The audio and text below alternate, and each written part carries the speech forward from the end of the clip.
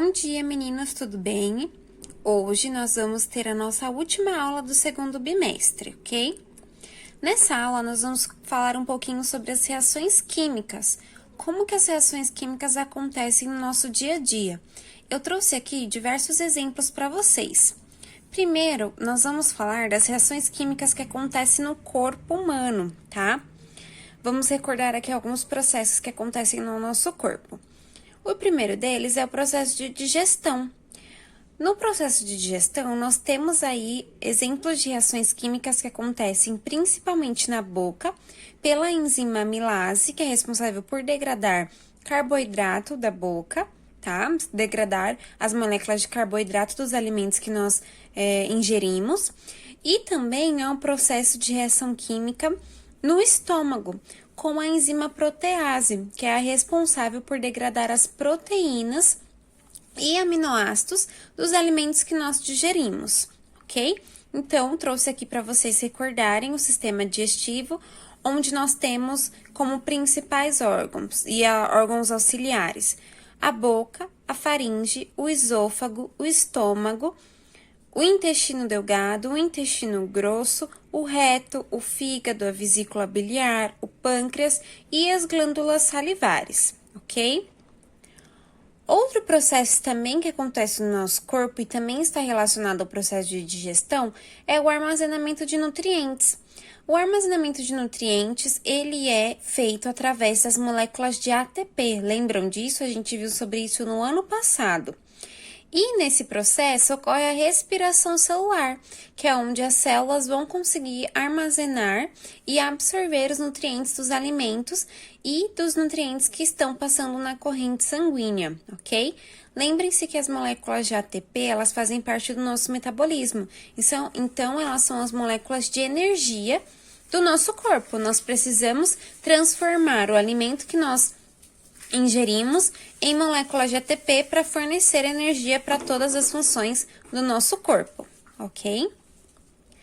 Em relação a reações químicas que acontecem no meio ambiente, eu trouxe aqui 3 exemplos para vocês. O primeiro deles está relacionado à fotossíntese, que é de extrema importância para a nossa saúde, pois são as plantas que produzem grande parte do gás oxigênio que nós utilizamos para a respiração, tá? Vamos aqui recordar o processo de fotossíntese. As plantas, elas realizam a fotossíntese através do cloroplasto, tá? O cloroplasto, ele também é responsável por produzir clorofila, que é o que dá a coloração esverdeada à maioria das nossas plantas, vegetais, ok? Para realizar o processo de fotossíntese, eu tenho como reagente desta reação gás carbônico mais água e como produto a glicose e o oxigênio. Então, as plantas conseguem transformar gás carbônico e água em conjunto com energia solar em glicose, que é C6H12O6, e oxigênio. A glicose que é produzida neste processo, ela vai para a mitocôndria para realizar a respiração celular e ela é transformada em energia química, que é a nossa molécula de ATP, para que a planta consiga realizar as suas outras funções, ok?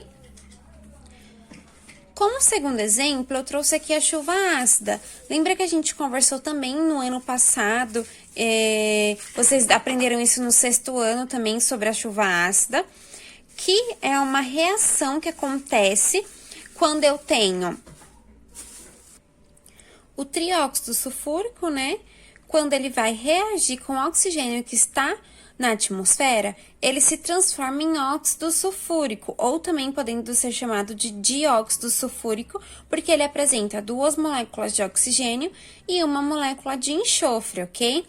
Esse enxofre ele é bastante produzido através do carvão. Quando eu tenho aí a reação entre dióxido de enxofre mais oxigênio mais água, eu tenho a reação química que vai me transformar e gerar como produto o ácido sulfúrico, que nós conhecemos como chuva ácida, ok? A chuva ácida ela é prejudicial porque ela vai alterar o pH de rios e lagos e pode prejudicar a vegetação que se encontra nesse local e os animais que se alimentam, que ingerem, né, essa água dessa região.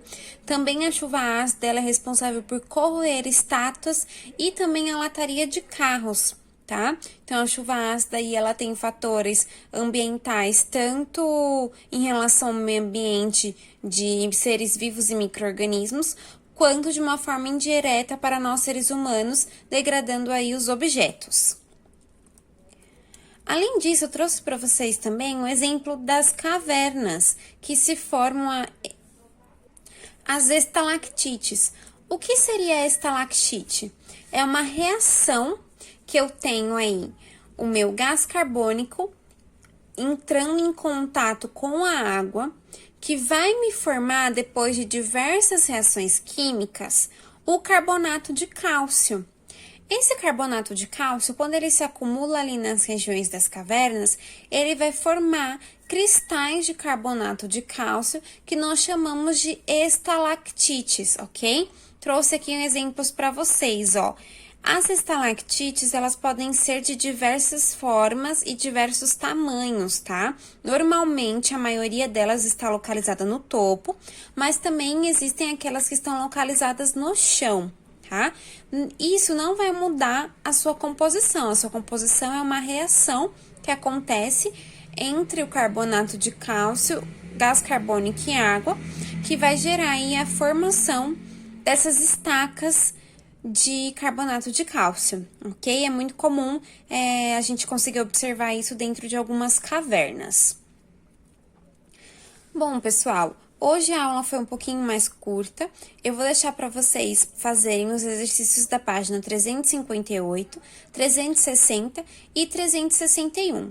Os exercícios integrados, eles fazem parte do nosso trabalho bimestral, certo? Que vocês têm que me entregar até a quarta-feira. No dia 30, eu vou disponibilizar para vocês a correção desses exercícios da aula de hoje. Um beijo para vocês. Se vocês tiverem qualquer dúvida, me procurem. E na outra semana, nós vamos dar início ao terceiro bimestre, ok? Um beijo e até mais!